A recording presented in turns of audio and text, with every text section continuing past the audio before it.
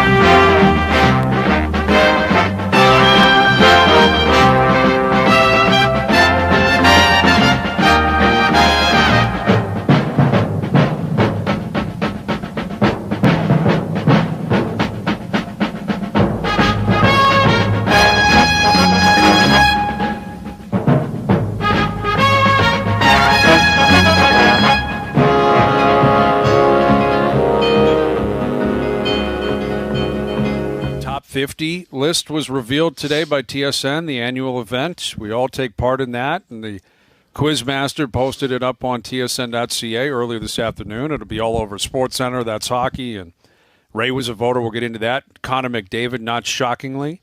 Well, maybe it is. I mean, a lot of people were pushing for McKinnon to be ranked the top player in the world. But McDavid, for the 4th season in a row, listed number 1 on TSN Hockey's top 50 players going into the season. That's projecting on where they're going to be ranked by the end of the season. I think McDavid both of those players are going to destroy the league, Brian. I think McDavid and McKinnon, maybe throw in Matthews. I think that they're going to be so dominant in a 56-game season. They're training, how good they are. I mean, do you remember, can you turn back the clock to watching McKinnon in the bubble in Edmonton? He was playing video game hockey in the National Hockey League. He was throwing guys around. You couldn't get the puck off of him. The dangling, the setting up plays, the wrist shot. It was dominant. Dominance like I haven't seen in a long time. Right.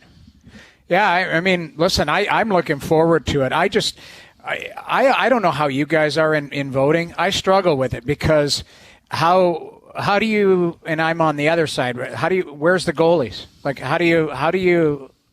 how does Connor Hellebuck, 15? He was 15. Hellebuck was 15. Like, you know what? You start to look at it. Okay, how do you weight a defenseman against a forward? How do you weight a goaltender against a goal scorer? Like, it almost should be like separate, like forwards, defense, and goalies. Because, basically it's on your opinion. Well, I value goaltending and defense a little bit more than maybe somebody else.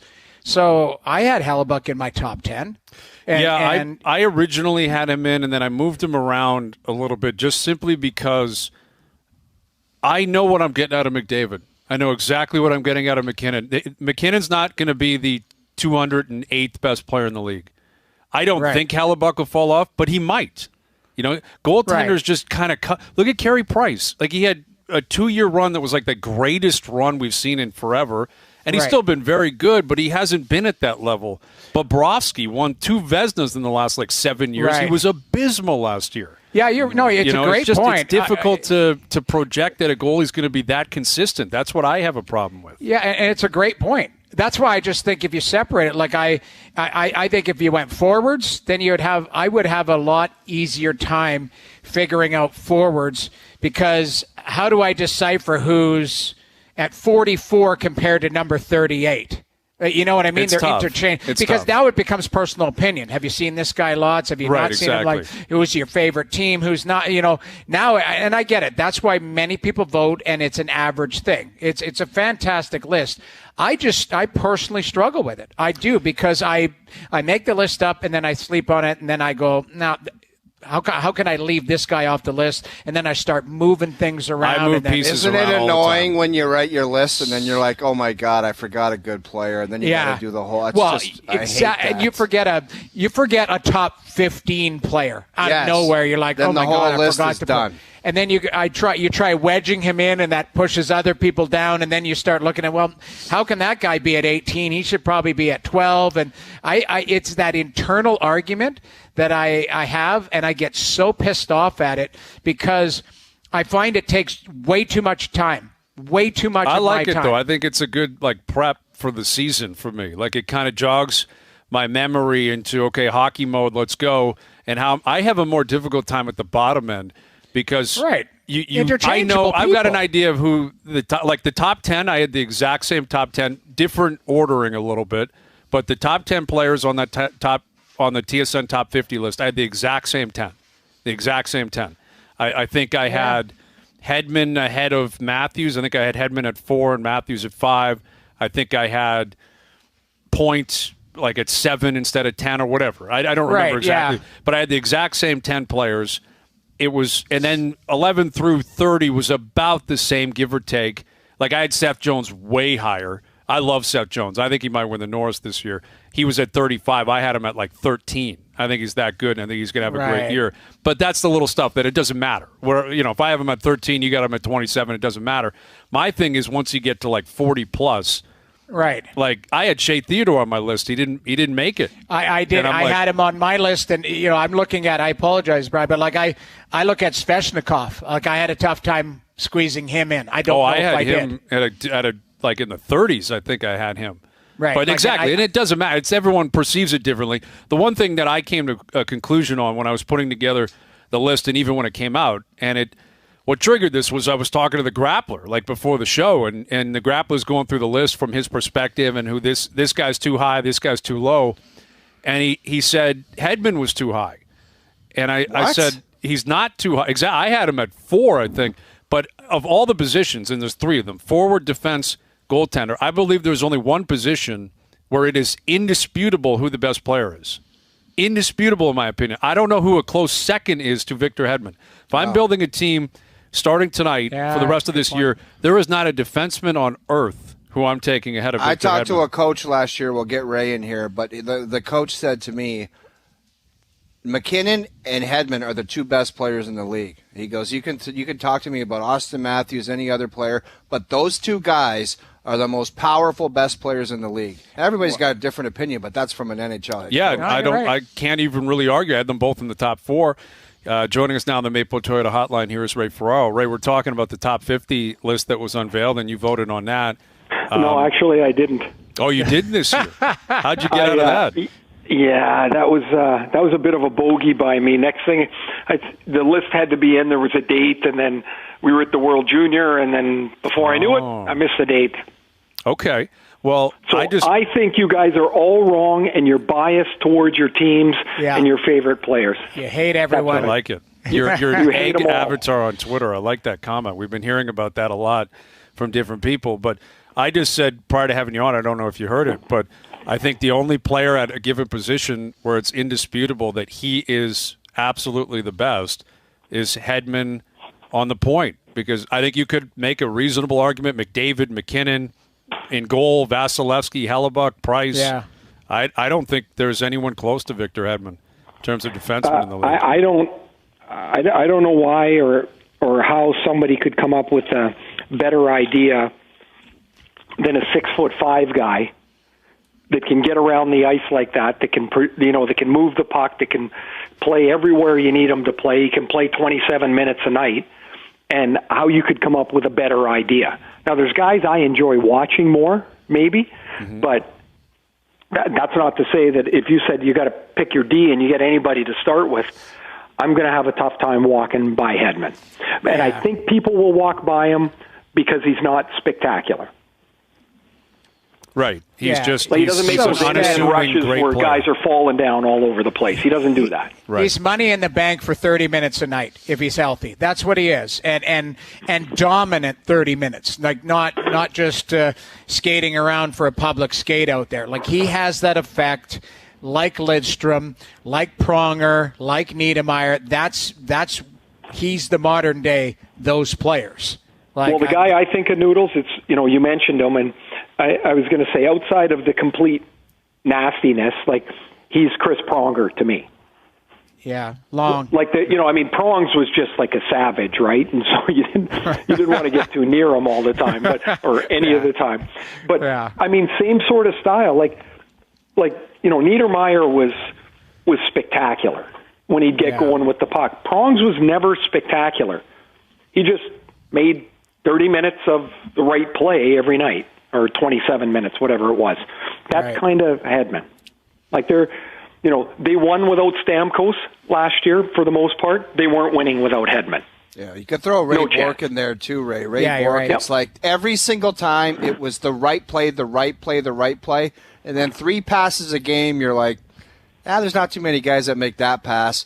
And then it was a great shot on the point. And then you sum it all up, it's a goal and an assist, and that was their night. Yeah. And you're right. Bad. Their consistency also hurts them, right? Because there's no waiver to their game. It's kind of like the same thing. You know how if you're around enough coaches and managers and stuff, they start to nitpick everything about the players. And one guy told me, I don't know that he's got elite hockey sense. I'm like, well, God, come on. I'm like, what else are you looking for? Yeah. Like, it's like a guy saying, McKinnon doesn't play a 200-foot game. I don't care. Find somebody else to check. I want the 190 feet that he does play unbelievably well. I'd prefer to take that. Yeah, you're right. Like, they're all searching for something that's not there.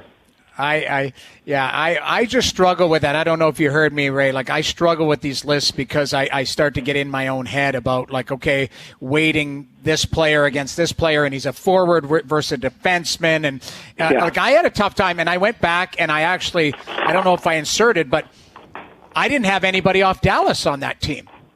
And then I had Heiskanen on mine. Then I'm like, okay, I got to put Heiskanen in there. Well, where do I put him in? Like, and where does he fit? Well, he's probably in the 40s. Okay, who am I bumping off the list? But, like, it was Jamie Benn, Tyler Seguin. Like, there's guys who have been perennially on that list. Nope. Yeah, it gets tough. It does get tough. Noodles, I'm laughing because the moving of a player from 38 to 42 is impossible. Like, there's just, you get there and then you're like, oh my God, I don't have player X anywhere on this list. Somehow I'd forgotten him in my first go through. Yes. And then you're like, well, where do I put him? And you stick them in, and you're like, who always was a problem for me in the last few years is somebody like Sean Couturier. Right. Yeah. Because I think he's an awesome player. And I'm like, where do you put him? Right. I don't know. Like, every year I have trouble with him, But you I guess you can justify it by going, okay, well, this player, like, you're looking forward.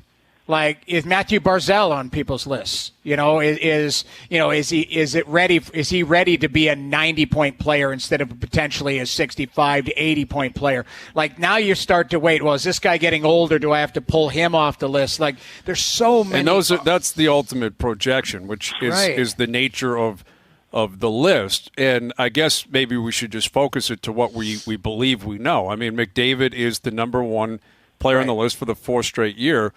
Is Nate McKinnon the only contender? Or is someone else? Like, shouldn't Hedman be considered a contender?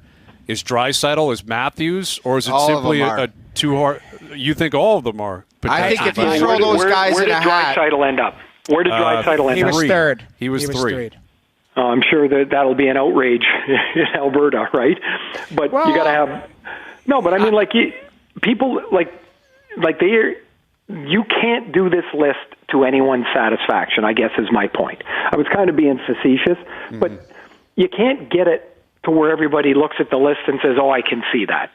Right. Because it's all, it's all so subjective. At the end of the day, you're splitting hairs between the best players in the league.